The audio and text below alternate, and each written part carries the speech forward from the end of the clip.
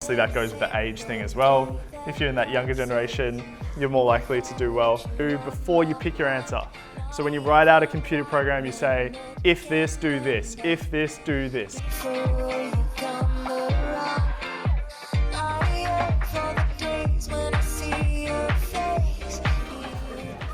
The common thread here is doing well in section 3.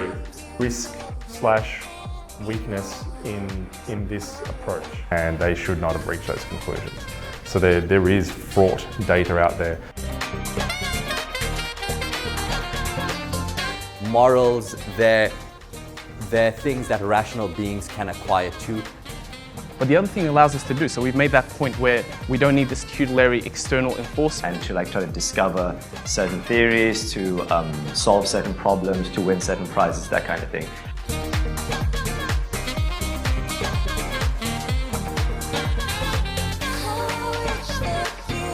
The ideas itself, the argument itself, and usually what is the argument? Power, be it whatever they're going to talk about, the interpersonal, the different types of identities. Philosophy, or hoping to be the dominant underlying philosophy of Western societies.